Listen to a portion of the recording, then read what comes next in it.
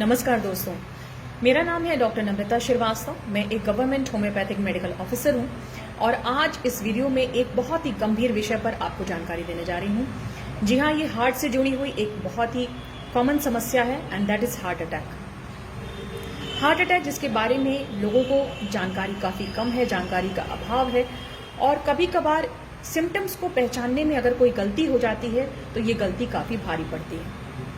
इसीलिए मैंने ये वीडियो बनाया ताकि अधिक से अधिक लोगों तक ये इन्फॉर्मेशन पहुंच सके कि हार्ट अटैक के वार्निंग साइंस क्या होते हैं, क्या सिम्टम्स होते हैं और क्या हमारी बॉडी हमें कुछ ऐसा सिम्टम बताती है कुछ दिनों पहले से ही कि हार्ट अटैक होने वाला है। जी हाँ, हमारी बॉडी एक बहुत ही एडवांस्ड मशीन कह लीजिए है और 1.5 से 2 महीना पहले से ही हमारी बॉडी में वार्निंग साइंस और सिग्नल्स आना शुरू हो जाते हैं कि हार्ट एक गंभीर समस्या की तरफ बढ़ रहा है।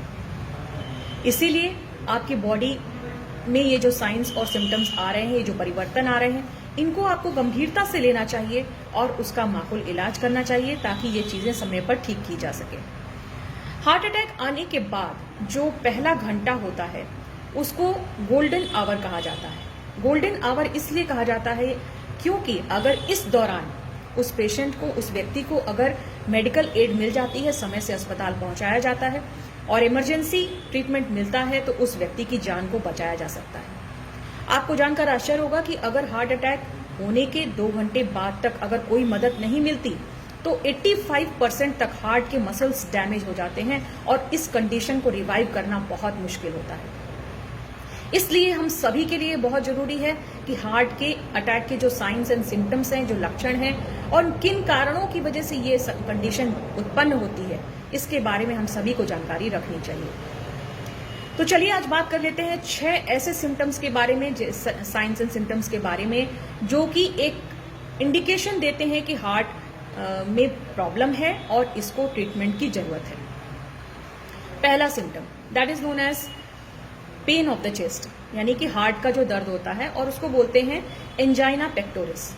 हार्ट का ये एक टिपिकल पेन होता है, यानी हार्ट का एक विशेष किस्म का दर्द होता है।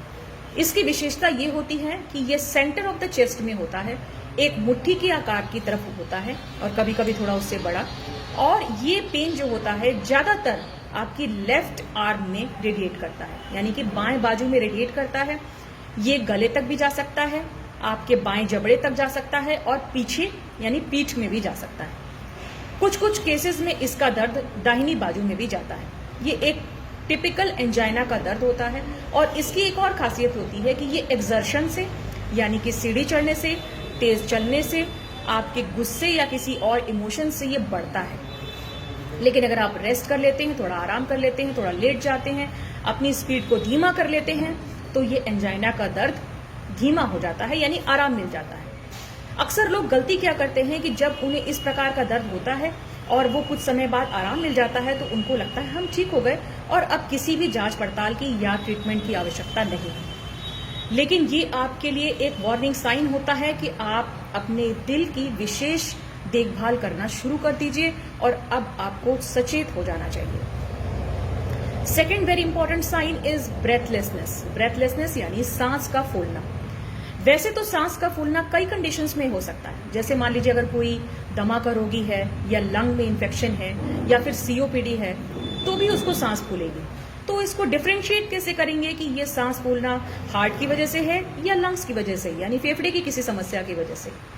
तो उसका एक बहुत आसान तरीका ये होता है कि जो फेफड़े से जुड़ी हुई समस्या होगी, जहां सांस फूलती है, वहां पर बलगम होगा, खांसी आएगी और एक्सरे कराने पर या फिर जांच करवाने पर लंग्स में कोई ना कोई प्रॉब्लम, इन्फेक्शन वगैरह जरूर दिखाई देता है।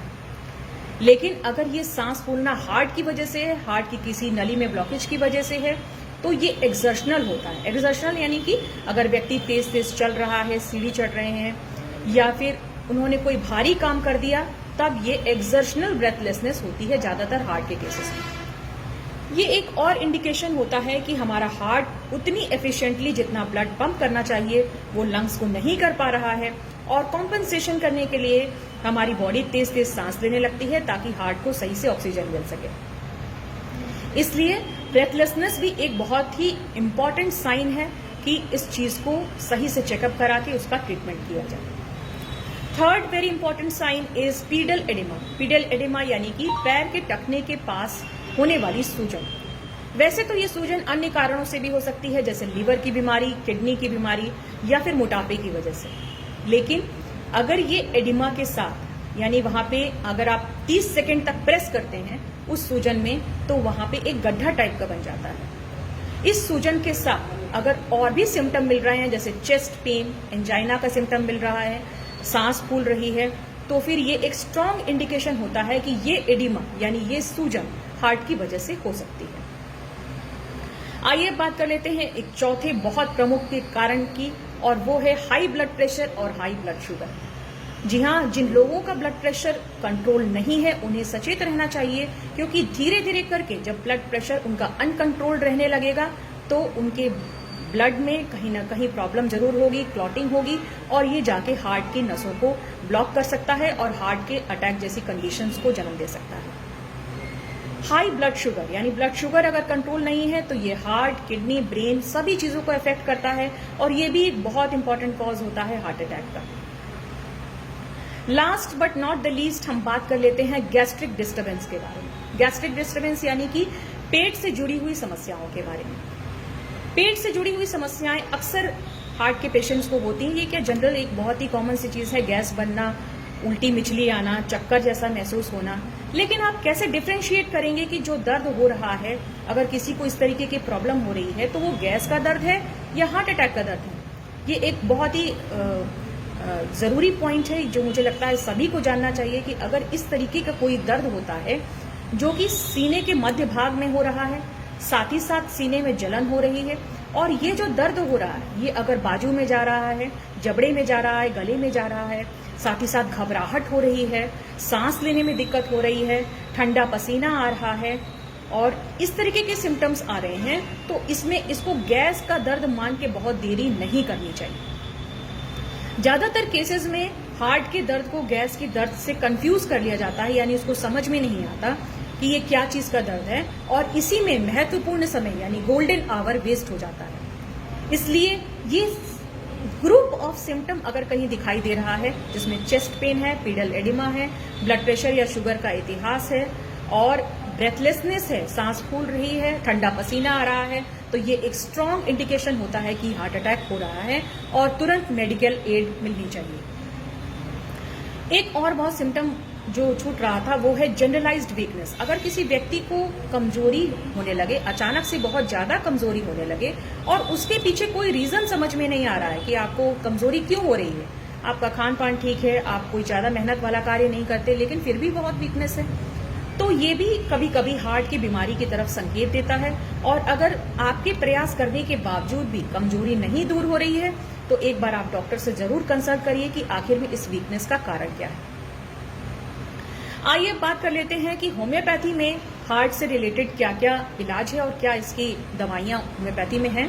तो जी हाँ, मैं आपको ये जानकारी देना चाहती हूँ कि होम्योपैथ में हार्ट से जुड़ी हुई बहुत अच्छी अच्छी दवाइयां हैं जो कि पेशेंट के सिम्टम्स के अकॉर्डिंग प्रिस्क्राइब की जाती हैं, और उनको कुछ अवधि तक चलाने से काफी अच्छा रिस्पॉन्स मिलता है। जिन लोगों को इस तरीके के साइन एंड सिम्टम्स दिखाई देते हैं वो अगर होम्योपैथिक डॉक्टर से प्रॉपरली कंसल्ट करके अपने सिम्टम्स के अकॉर्डिंग अगर दवा लेते हैं तो उनको बहुत फायदा मिल सकता है, और काफी हद तक वो इस प्रॉब्लम को ठीक भी कर सकते हैं। यहाँ मैं केवल एक दवा का नाम लेना चाह रही हूँ, क्योंकि ऐसे तो बहुत सारी दवाइयां हैं, लेकिन एंजाइना पेक्टोरिस के केस में एक दवा का नाम ले रही हूँ जो कि एज एन इमरजेंसी भी यूज की जाती है और बहुत सफलतापूर्वक एंजाइना के दर्द में आराम मिलता है। The name of the medicine is amyl night.